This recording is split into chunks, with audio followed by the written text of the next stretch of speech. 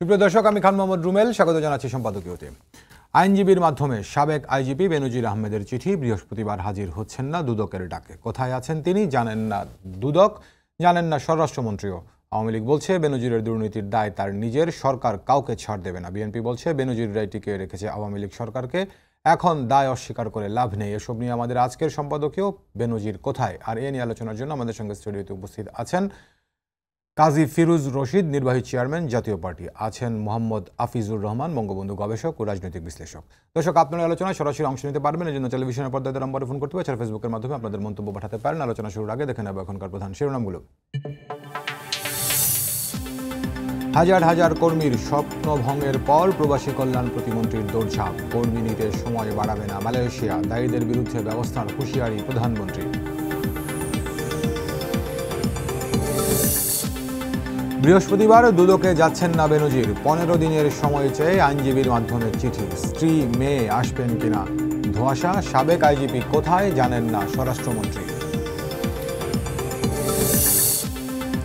দেশের ইতিহাসে সর্বোচ্চ প্রায় 8 লাখ কোটি টাকার বাজেট ঘোষণা বৃহস্পতিবার, মূল্যস্ফীতির লাগাম টানাই বড় চ্যালেঞ্জ, করমুক্ত আয়সীমা আরও বাড়ানোর দাবি উদ্যোক্তাদের। এবং শেষ দানে মোদির বাজিমাত, বিজেপিতে আস্থা রাখলেন নীতিশ নাইডু। তড়িঘড়ি বৈঠকে জোট সরকার গঠনে সম্মতি, নরেন্দ্র মোদীকে প্রধানমন্ত্রীর অভিনন্দন।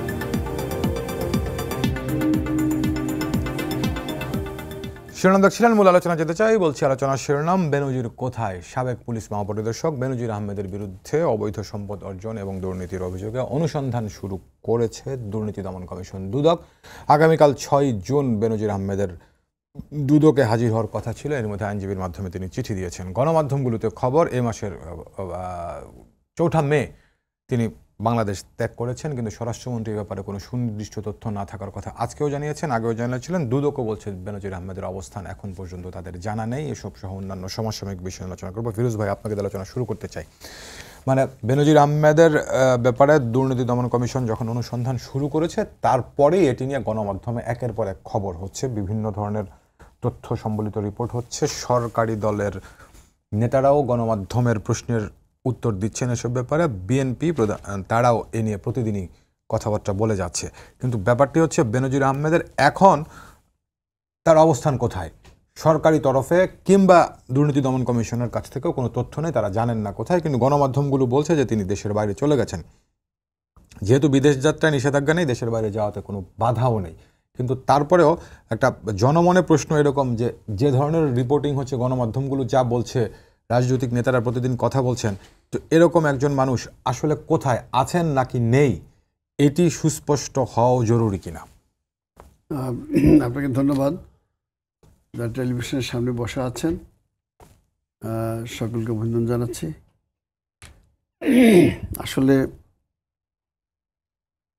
যেহেতু তার বিরুদ্ধে বিদেশে যাওয়ার কোনো নিষেধাজ্ঞা নেই, তার পাসপোর্টও সিজ করা হয়নি, অতএব সে যে কোনো সময় যেতে পারে, দিনে যেতে পারে, রাতে যেতে পারে, এখানে তো কোনো বাধা নেই। এদের স্বাধীন নাগরিক যে কোনো জায়গায় যেতে পারে যদি তার বাধা না থাকে। এটা কোর্ট থেকে বাধা আসবে, অথবা দুদক থেকে বাধা যাবে, অথবা পুলিশ থেকে বাধা যাবে, একটা জায়গাতে বাধা আসতে হবে। অতএব তার সেই বাধা ছিল না, অতএব উনি দেশে নেই, এটা আমরা ধরে নেব। আপনাদের গণমাধ্যমে যে খবরটা আছে এটাকে আমরা সঠিক ধরে নেব। দেশের বাইরে উনি যেখানে যাক, দেশের বাইরে আছেন, এটা নিয়ে আমাদের মাথা ব্যথার কোনো কিছু নেই। কারণ দুদক তার কাজ করে যাবে এবং উনি ওনার আইনের যেটা আছে, আইনের আশ্রয় যদি দিতে চান তা নেবেন, যতক্ষণ আইনে যা কভার করা যায় তো এটা হবে। প্রশ্ন সেখানে না, প্রশ্ন হচ্ছে যে দেখেন, আমাদের এই দুইটি বাহিনী, আমাদের সেনাবাহিনী এবং পুলিশ বাহিনী, আমাদের অত্যন্ত অহংকার যদি আমরা করি এবং খুব গৌরবের। স্বাধীনতা যুদ্ধে এই দুইটি বাহিনী কিন্তু বিরাট অবদান রয়েছে। আমরা তখন বিশ্ববিদ্যালয়ের ছাত্র ছিলাম। রাজারবাগ যখন এবং পিলখানা এট এ টাইম পাকিস্তান আর্মি যখনই করলো, অ্যাটাক করছে, তুমুল যুদ্ধের পরে এরা হতাহত হয়ে এরা কিন্তু এখান থেকে অস্ত্র নিয়ে বেরিয়ে গেছেন।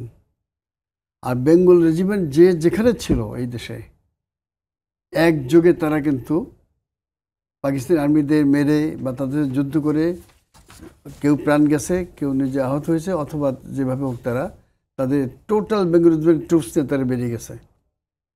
এই যে সহ্যবীর যে গাথায় যে আমাদের আর্মি বা এই যে আমাদের পুলিশ, তাদের যিনি যারা প্রধান হয় তাদেরকে নিয়ে যে আমাদের টেলিভিশনে আলোচনা করতে হবে, এটা আমাদের জন্য দুঃখজনক এবং লজ্জার। এটা আমরা কোনো চিন্তা করতে পারি নাই।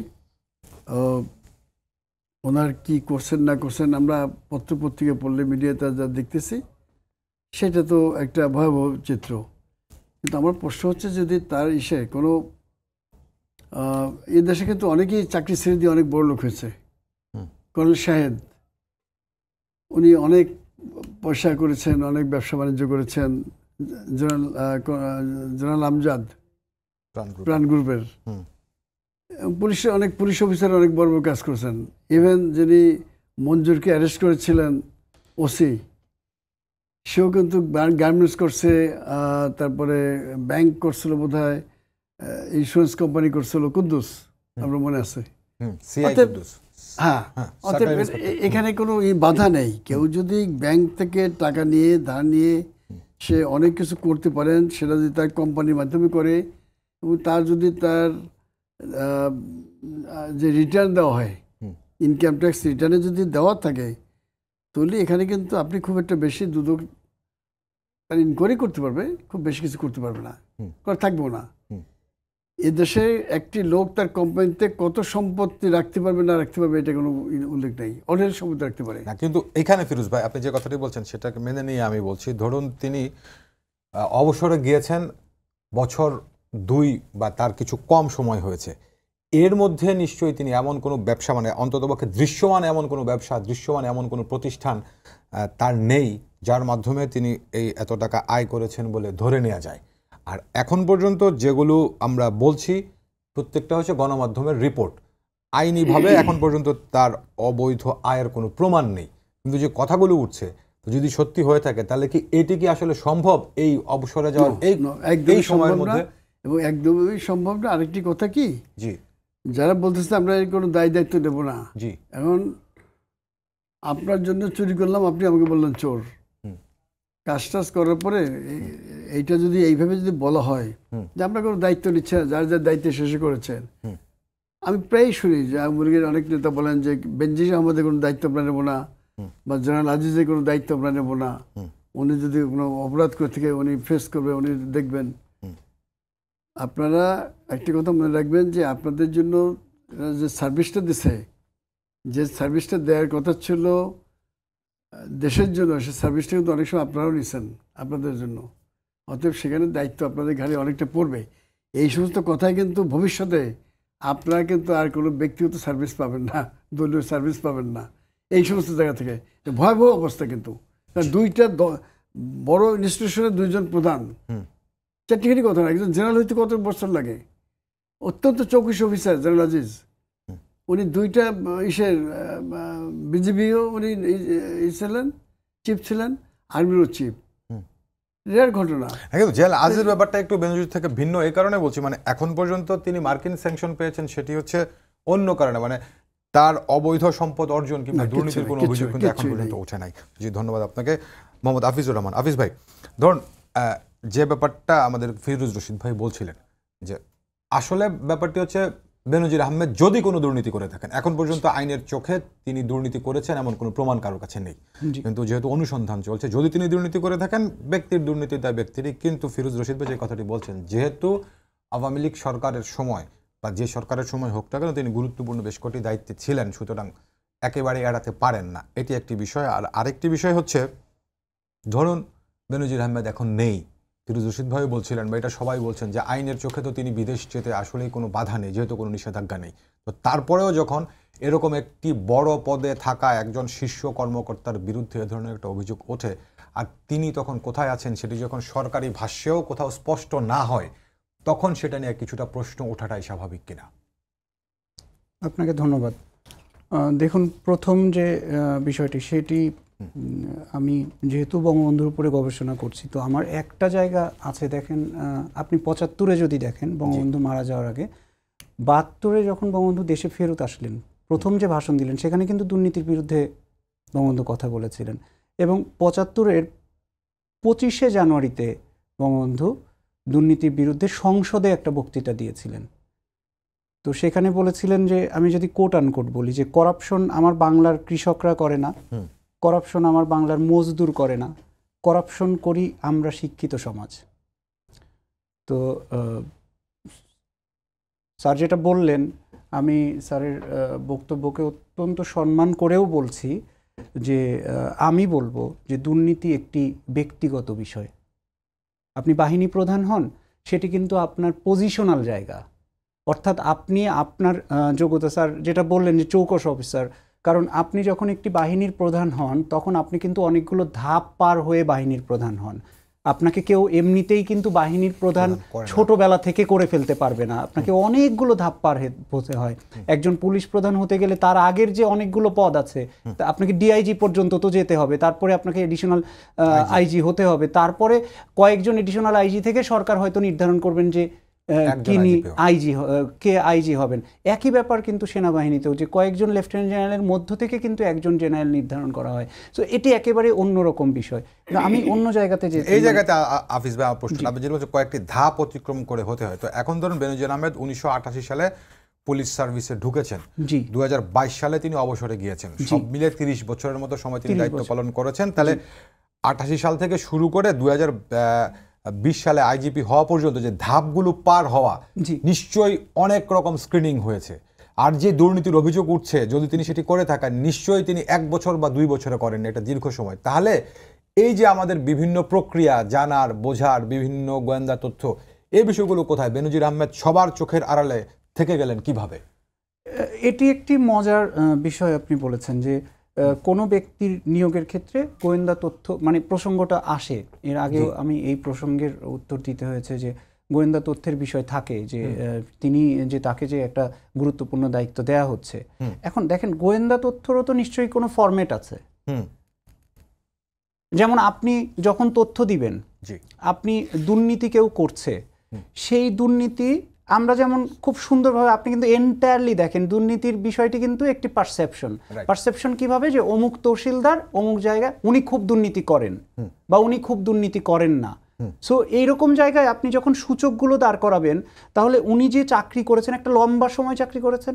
আমরা তো যে কোনো দেশে গণমাধ্যমকে কি বলি, third eye of the government or third eye of the country, যদি আমি পিলার না, গণমাধ্যমও কিন্তু একটি পিলার, এবং গণমাধ্যম একটি পিলার।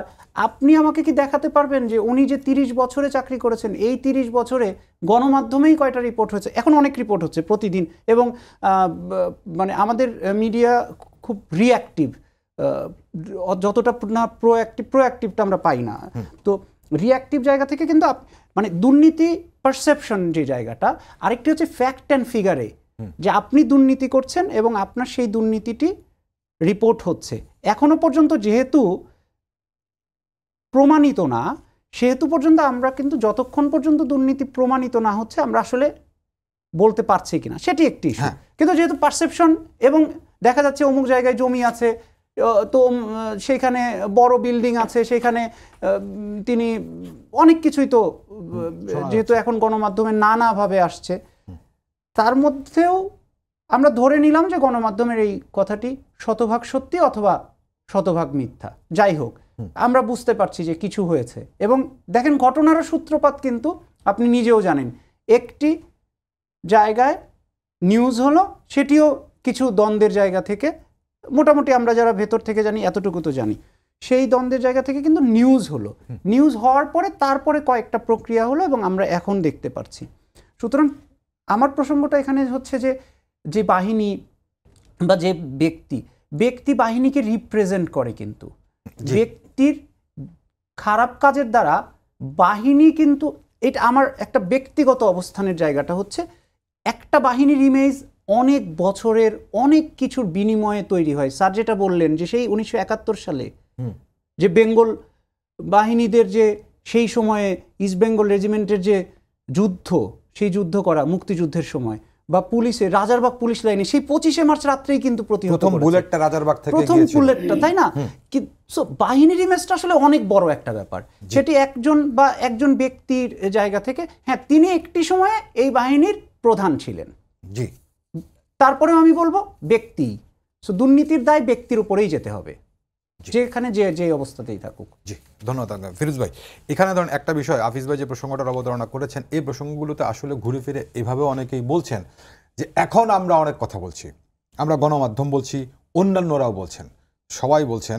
তো ব্যাপারটি হচ্ছে আগে আসলে সবাই নিশ্চুপ ছিলেন, তো এখন ধরুন একজন ব্যক্তিকে নিয়ে আমরা আলোচনা করছি, তো সেটি যদি একজন ব্যক্তি না হয়ে মানে যে কোনো একটা দুর্নীতির প্রসঙ্গ বা অন্য যে কোনো ব্যত্যয় বা অন্য যে কোনো আইনের বরখেলাপের কথা আমরা বলি, আসলে কি আমরা নজরদারিগুলো সেভাবে রাখি, নাকি বলে কোনো একটি ঘটনা কোনো না কোনোভাবে চাও হলে সেটিকে নিয়ে আমরা অনেক বেশি চর্চা শুরু করি? আমরা সাধারণত নজরদারি রাখি না, এড়িয়ে যাই। বরং কোনো কিছু আসলে এটা চাপা দেওয়ার চেষ্টা করি, কারণ সেটা হচ্ছে কি নির্ভর করে কার পদ পজিশন কেমন আছে। যেমন দেখেন ক্ষমতা থাকতে কোনো কিছু আসে না, ক্ষমতার বাইরে গেলে সব আসে। এই যে মালয়েশিয়া 31,000 কর্মী যেতে পারলো না, 17,000, এই 17,000 এখন আসছে। সরকারি হিসাবে 17,000, আর আমাদের রিক্রুটিং এজেন্সিরা বলছে 5 থেকে 6,000। তো সরকারিটা আমরা যদি ধরি 17,000 কর্মী যে যেতে পারলো না, এই রিক্রুটিং এজেন্টগুলো কিন্তু তাদের কাছ থেকে আমাদের জানা মতে পত্রিকায় উঠছে 24,000 কোটি টাকা নিচ্ছে যেভাবে হোক। এখন এদের দায়িত্ব কে নেবে? কেউ নিচ্ছে না। তা এটা তো একটা ক্রিমিনাল অফেন্স, যে টাকা নিচে যেতে পারে না। এই সরকারি করছিল যে 70,000 টাকা করে পার হেড নেবে, 4,64,990 টাকা, 79,000। আমি ধরলাম যে 80,000 টাকা। তো এখানে তারা নিয়েছে 4,64,000 টাকা অ্যাভারেজ পার হেড। সেই সমস্ত করে তারা 24,000 কোটি টাকা মোটামুটি এই সিন্ডিকেট তারা আয় করে নিয়েছে অল্প কয়েকদিনের মধ্যে। এইটা তো দুর্নীতির মধ্যে পড়ে, এইটা মানি লন্ডারিং মধ্যে পড়ে, এইটা তো চরম অফেন্স। মানুষগুলোকে একদম রাস্তায় বসিয়ে দিয়েছে। 17,000 লোক কি কম? তাহলে এইটা কি হবে? এখন পর্যন্ত কেউ, সিআইডি প্রধান বললেন যে আমাদের কাছে যদি মামলা আসে তাহলে আমরা অবশ্যই দেখব। মামলা কয়টা কার কাছে যায়? বেনজির আহমেদের বিরুদ্ধে কোথাও মামলা হয়েছে? দুদুকে একজন লয়ার যে এটা দরখাস্ত দিয়েছে, দুদুক ইনকোয়ারি শুরু করছে, অথবা পত্রিকা দেখা, কিন্তু মামলা দেয় নাই। তো মামলা হয় না এখনো। তো এইটা যে কর্মীরা আত্মহত্যা করতে যাচ্ছে, এত কিছু হয়েছে, মামলা লাগবে কেন? ওরা তো এমনি দেখতে পারতো। অর্থাৎ দেখার পাল্লাটা শেষ। এখানে হচ্ছে কি, যে যার ভুবনের শেষে মহারাজ, কেউ কিছু করতে পারেন না। মাননীয় প্রধানমন্ত্রী বলে দেবেন, কিন্তু আমার যেখানে দায়িত্ব আমি সেখানে যা ইচ্ছে তাই করবো। এইভাবে একটা স্বেচ্ছাচারিতা যদি চলে সব জায়গা, তাহলে কিন্তু সুশাসন আমরা কেউ পাবো না, এবং সুশাসনের আওতায় গোটা জাতি আছে এটাও বলা যাবে না। একজন তহসিলদার, সার্ভেয়ার বা একজন এসি ল্যান্ড, তারা মনে করে ওই তহসিলের মালিক হচ্ছে তারা, যা ইচ্ছে তাই করতে পারবে। ইউনুস সাহেব যদি মনে করেন যে এখানে এমপি সাহেবের গাড়ি নেই, বাড়ি নেই, এইখানে কোনো কিছু নাই, আমি গাড়ি বাড়ি এবং আমার 10 জন পুলিশ আমাকে পাহারা দেয় দিন রাত, এমপির সাথে তো তার একটা চৌকিদারও থাকে না। নিজস্ব যদি ভাই ব্রাদার উঠে রাখি গাড়িতে, তা সে থাকবে। অতএব এমপির থেকে তো আমার ক্ষমতা অনেক বেশি, তাই তো? অতএব এমপির তো ওই ইনফ্যাক্ট ওই ধরনের কোনো ক্ষমতা নেই। তো সে যদি বলে যে আমি যা করবো তাই করতে পারে। অর্থাৎ এখানে রাজনীতিবিদদের যখন আপনি ছোট করে ফেলাবেন, তখন এটা, এবং দুইটা কিন্তু আলাদা। এমপিদেরও কিন্তু বলে পাবলিক সার্ভেন্ট, তারা কিন্তু রাষ্ট্রের পাবলিক সার্ভেন্ট, যে পর্যন্ত তারা এমপিগিরি থাকবে, জনগণের কাজে সেবাই তারা করে, ওনারাও জনগণের সেবা করে। পার্থক্যটা হচ্ছে যে ওনারা সরকারের চাকরি করেন, এমপিরা চাকরি করেন না 5 বছরের। এখানে ধরুন কিন্তু তাদেরকে কেউ মানতে চায় না। প্রশ্ন হচ্ছে যে আজকাল সমস্যা হচ্ছে যে রাজনীতিবিদদের এই ধরনের কোনো আমি দেখি না তৎপরতা, যে তারা তাদের সম্মানটা রক্ষা করার জন্য কোনো। এই প্রসঙ্গে ফিরোজ ভাই একটু বলতে চাই, ধরুন এই যে আপনি যে মালয়েশিয়ার কর্মী যাওয়ার কথা বলছিলেন, এই মালয়েশিয়ার কর্মী যাওয়ার যে সিন্ডিকেটের কথা বলছেন, সিন্ডিকেট যারা করেছেন বলে গণমাধ্যমে এখন পর্যন্ত খবর, সেখানেও সিন্ডিকেট যারা সদস্য তাদের প্রায় সবাই সংসদ সদস্য। হ্যাঁ, 4 জন সংসদ সদস্য, একজন হচ্ছে সাবেক অর্থমন্ত্রী, তার মেয়ের নামে, আর ভাই একই তো কথা, তার স্ত্রী এবং তার মেয়ের নামে, একজন বেনজির সাহেব, আরেকজন জেনারেল মাসুদ সাহেব, আরেকজন আমাদের নিজাম হাজারী, এই 4 জন। তো এই 4 জন আবার তাদের অনেকগুলো পকেট বানাইছে, তারা এই টাকাটা আদায় করছে। জি, অনেক ধন্যবাদ হাফিজ ভাই। এর আগে আপনি যে কথাটি বলছিলেন, যে ধরুন একটা রিপোর্ট যে রিপোর্টটার পরে অনুসন্ধান শুনুন, এর আগের প্রসঙ্গক্রমে বলছি, এর আগে তো হয়নি। তো এখন ধরুন একটা বিষয় আপনার দৃষ্টি আকর্ষণ করি, সম্প্রতি NOAB newspaper association of Bangladesh নোয়াবের একটা অনুষ্ঠানে দ্য ডেইলি স্টারের সম্পাদক মাহফুজ আনাম বলেছেন বেনজিরের এসব ব্যাপারে আমরা আগে থেকেই জানতাম, যদি আমরা সে সময় এগুলো নিয়ে রিপোর্ট করতাম তাহলে বেনজির যদি আমাদেরকে হত্যা করত সরকার আমাদের পাশে থাকতো না। অর্থাৎ মানে একটা ভীতি, এরকম একটা দায়িত্বশীল পদে যখন কেউ থাকেন তাকে নিয়ে কাজ করে, যদি মাহফুজ আনামের বক্তব্যটাকে আমি ধরি, তো তার মানে এরকম একটা পরিবেশ নিশ্চয়ই বেনজির আহমেদ তৈরি করে রেখেছেন, যার কারণে অনেক সময় গণমাধ্যমও তাদের ভীতির কথা বলছে। কথাটি কে বললেন? Very important. হ্যাঁ, মাহফুজ আনাম ডেইলি স্টারের সম্পাদক। আমি মানে কোশ্চেনের ভেতরেই উত্তরটা দিচ্ছি। জি, ডেইলি স্টারের সাংবাদিকতা আমরা তো মনে করি বাহ্যিকভাবে ডেইলি স্টার বা আরও কিছু গণমাধ্যমের সাংবাদিকতাকে আমরা কি মনে করি, যে বাহ্যিকভাবে আমরা মনে করি যে তারা একদম নির্ভীক সাংবাদিকতা করে, তাই না?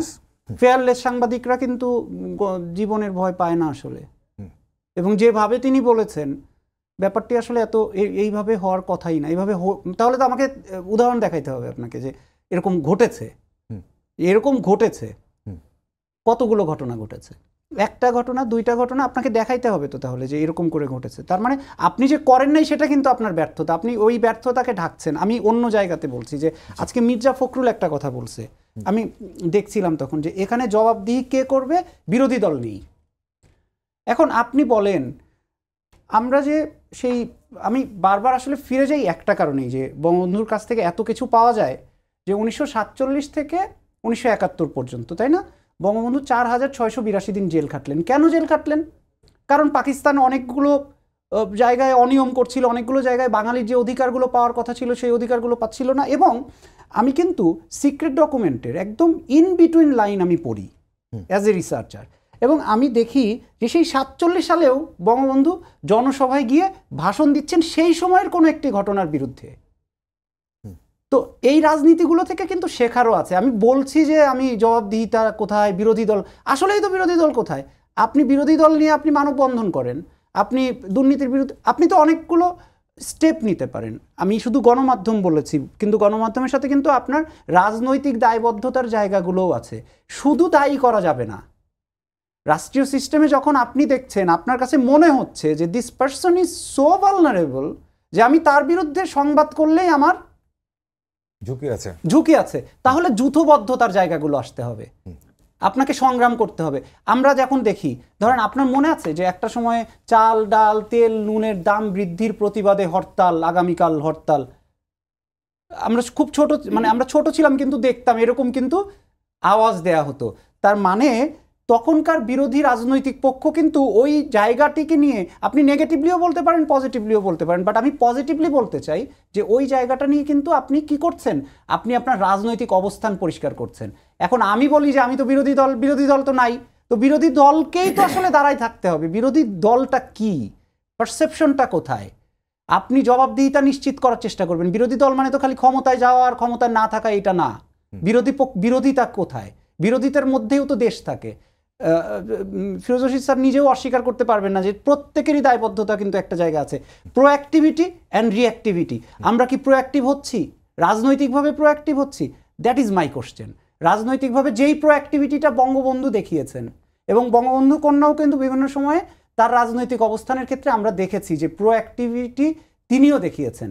এখন তিনি রাষ্ট্র ক্ষমতায় আছেন। দেখেন আজকে যে ঘটনাটা, মালয়েশিয়ার ঘটনাটা, এবং আজকেই কিন্তু প্রধানমন্ত্রীর একটি স্টেটমেন্ট আমরা পেয়েছি সংসদে, এবং খুবই স্টার্ন এবং খুব কঠিন স্টেটমেন্টটি তিনি দিয়েছেন। আমরা আশা করি, কারণ অনেক ঘটনাই তো তিনি করে দেখিয়েছেন, আমরা কিন্তু আশা করি যে তিনি তার জায়গা থেকে অবশ্যই ব্যবস্থা নেবেন, এবং দ্রুততম সময়ের মধ্যে যা হয়েছে ডেফিনেটলি অনিয়ম যেটা হয়েছে সেটি রেমিডি কি হচ্ছে, সরকার ব্যবস্থা সেটিতে কতটুকু সামনে এগোবে, সেটি অবশ্যই একটি গুরুত্বপূর্ণ ইস্যু। এবং আরও যেই অভিযোগটা আপনি বললেন যে অপরাধ কিন্তু হয়, অপরাধ কিন্তু হবে, কিন্তু অপরাধের বিরুদ্ধে দাঁড়ানো যাচ্ছে কিনা, রাষ্ট্র ব্যবস্থা দাঁড়াচ্ছে কিনা, বিরোধী রাজনৈতিক পক্ষ দাঁড়াচ্ছে কিনা, গণমাধ্যম দাঁড়াচ্ছে কিনা। গণমাধ্যমে থ্রেটের কথাটা বারবার বলা হয়, কিন্তু থ্রেটটাকে মাননীয় প্রধানমন্ত্রী অনেক সময় বলেছেন যে টকশোতে গিয়ে তো সবাই কথা বলছে, বিভিন্ন জায়গায় তো কথা বলছে, নিউজও হচ্ছে। তো গণমাধ্যমে নিউজ হচ্ছে না তা কিন্তু না, নিউজ তো হচ্ছে, কিন্তু যখন আপনার মনোপুত হচ্ছে না তখন আপনি বলছেন যে আমি তো নিউজ করতে পারলাম না। সেটা হলে হবে কি, আপনি তো ক্লিয়ার পারসেপশন, টোটাল পারসেপশনটা ক্লিয়ার করলেন না। জি, ধন্যবাদ হাফিজ ভাই, ধন্যবাদ। আসলে জি, যে সময় কথা বলতেছে সেই সময়ে এখন এক না। হাফিজ ভাই, তখন রাজনীতিবিদদের সম্মান ছিল, মানুষের প্রতি শ্রদ্ধাবোধ ছিল, একে অপরের প্রতি সহনশীল ছিল। এখন সেটা নেই। সেই সময় এই সময় এক না।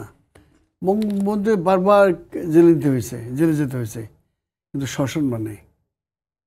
এখন জেলে গেলে বলে যে কতগুলো চোর আসছে। আমরা পাকিস্তান বলে জেলে গেছি, আমরা বলছি রাজবন্দি।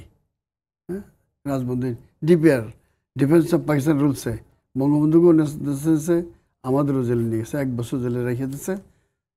আমার বিরুদ্ধে অনেকগুলো মামলা ছিল, আমাকে ছোটো খাপড়া ওয়ার্ডে রাখতো, যেটা একদম জেল কোর্টের বাইরে।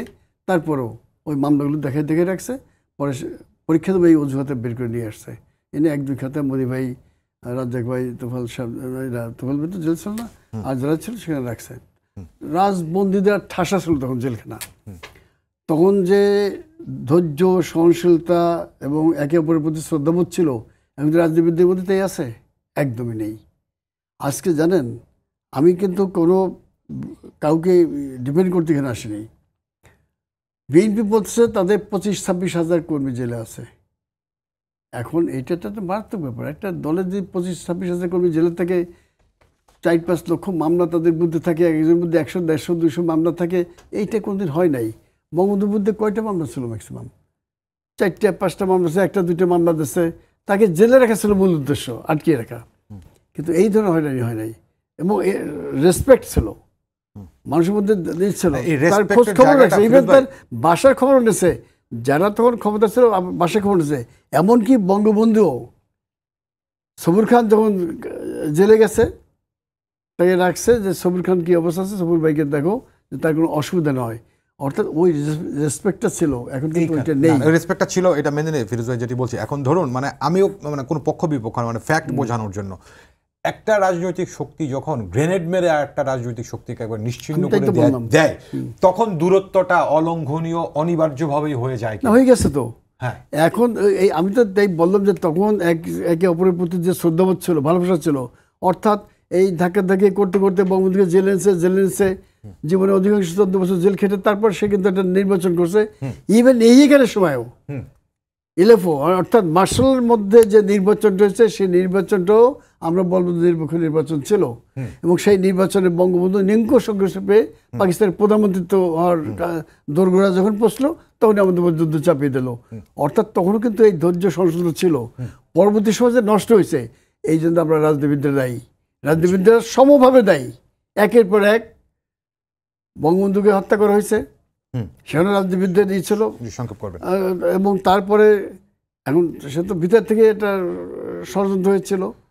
তারপরে যারা ক্ষমতা আসছে একের পর এক, এরপরে 2 দল একসাথে জাতীয় পার্টি ক্ষমতাচ্যুত করা হলো। সব দল, এদেশের সকল দল, জাতীয় পার্টি একা, আর সব দল এগেন্স্টে। জাতীয় পার্টি ক্ষমতাচ্যুত হইলো, আইলো গণতন্ত্র। গণতন্ত্র আসলে একটা অদ্ভুত দ্বন্দ্বের পিঠে আমরা স্তর হইলাম। দেখলাম কি গ্রেনেড মেরে একটি দলকে নিচ্ছিন্ন করার একটা নীল নকশা। কোন রকম বেঁচে গেলেন। আবার দেখলাম সেই দল যখন ক্ষমতা আসলো, আওয়ামী লীগ, আরেকটা দলকে সম্পূর্ণ নিচ্ছিন্ন করে দেওয়ার জন্য সব জেলের মধ্যে পাঠিয়ে দিল। অর্থাৎ এর একটাও ভালো কোনো লক্ষণ না। এই জায়গাটাতে আমি শুধু, আপনি একটা জায়গা বলেছেন, আমি আরেকটা জায়গা বলি। সেটা হচ্ছে 2015 সালে 90 দিনে, অলমোস্ট 90 দিনে যে পেট্রোল বোমা চললো, আমরা শ্যাটার্ড হয়ে যাইতাম। সন্তান স্কুলে যেতে পারবে না, আমি বাইরে যেতে পারবে না, কেউ পারবে না। আমি জানি না ফিরোজ রশিদ স্যার তার ফ্যামিলির কেউ ওই 90 দিনের মধ্যে বাইরে যেতে পারবে কি? আমি তো ওই সময় এমপি, আমাদের সব দেখতে হয়েছে, করতে হয়েছে। গোটা দেশ একটা অচল অবস্থা সৃষ্টি করছিল। কত পুলিশকে মারছে, এই করছে, লুট করে দিয়েছে। স্যার, উইথ ডিউ রেসপেক্ট, আমি ওই জায়গাটাতেই বলতে চাই আসলে। আমি তাই বললাম যে সেইখানে তো তাহলে কি আপনি মামলা খাওয়ার গ্রাউন্ড, তো আপনি যে 25-30 হাজারের কথা যদি মির্জা ফখরুল বলে থাকেন, তাহলে মামলা খাওয়ার ওই গ্রাউন্ডটা তো আপনি তৈরি করছেন ওই জায়গাটাই। এখন আপনি কি করছেন? আপনি পেট্রোল বোমা মারছেন। তো পেট্রোল বোমা মারার পরে আপনি কেস হবে না, এটা কিভাবে চিন্তা করেন? পেট্রোল বোমা মারার ঘটনায় কেস হবে হাফিজ ভাই, কিন্তু পেট্রোল বোমার ঘটনা ধরুন 13 থেকে 15 যদি ধরি, 2013 বা 12 থেকে 15 পর্যন্ত। না, তারপরেও হয়েছে। না, তারপরে লাগাতার ভাবে হয়েছে তো এই সময়টাতে, এরপরে হয়েছে। কিন্তু ঘটনা হচ্ছে কিছু কিছু মামলার আসামি তারা হয়েছেন যে ঘটনাগুলো ঘটেইনি, এরকম মামলায় তারা আসামি হয়েছেন, এটাকে আপনি কি বলবেন? সেটা যদি হয় তাহলে অবশ্যই সেটা নিন্দনীয়। মানে এটি তো ফ্যাক্ট। আমি শুধু একটি বিষয় বললাম যে আপনি যখন বিরোধী পক্ষে থাকবেন তখন আপনি রাজনীতিটা কিভাবে করছেন, গণসংশ্লিষ্টতা আছে কিনা আপনার রাজনীতিতে। আমরা কিন্তু বিরোধী পক্ষের রাজনীতিতেই গণসংশ্লিষ্টতা পাচ্ছি না, যেখানে বিরোধী পক্ষের রাজনীতিতেই সবচেয়ে বেশি গণসংশ্লিষ্টতা থাকতে হবে। এক হয় আপনি পেট্রোল মারতেছেন, অথবা আপনি সোশ্যাল মিডিয়া দিয়ে রাজনীতি করতেছেন, অথবা আপনি টক শোতে এসে রাজনীতি করতেছেন। মানে সেটা তো রাজনীতি না। আপনাকে তো জনগণের সাথে নিয়ে রাজনীতি করতে হবে। আপনি জনগণকে সাথে নিয়ে রাজনীতি করতে পারছেন ঠিকই। জনগণের ইচ্ছা হবে, প্রতিফলন হবে যখন একটি নিরপেক্ষ নির্বাচন হবে, কে কাকে ভোট দিল। এই জায়গায় আপনি বলবেন 20 সেকেন্ড সময় আছে আমার কাছে। নিরপেক্ষ ভোট এটি একটি গুরুত্বপূর্ণ কথা রাজনীতিতে। রাজনীতি যদি জনসংশ্লিষ্ট হয়, জনগণই বাধ্য করবে যে কোনো পরিস্থিতিতে নিয়ে যেতে। আমি শুধু এই জায়গাটাতে এইটাই বলবো, গণসংশ্লিষ্টতা থাকতে হবে রাজনীতিতে আগে, তারপরে ভোট পর্যন্ত যাবে। সেটা না, এটা হচ্ছে একটা নিরপেক্ষ ভোট হইলে ভারতে একটা ভোট হয়ে গেল। এবার ভোট যদি হয়, দুইটা দল যদি অংশগ্রহণ করে, তাহলে বোঝা যাবে কার। বিরোধী দল কিন্তু অনেক পরিশ্রম করেছে ইন্ডিয়াতে। আমরা জানি যে রাহুল গান্ধী তারা কিভাবে মাঠ ছেড়ে দেয়নি, মানে দুজনকে মাঠে থাকতে হবে। অনেক সময় দেওয়ার জন্য সবাইকে ধন্যবাদ জানিয়ে শেষ করছি আজকে সম্পাদকে। আগামীকাল আবারও দেখা হবে রাত 10টায় দেখার আমন্ত্রণ রইল। শুভরাত্রি।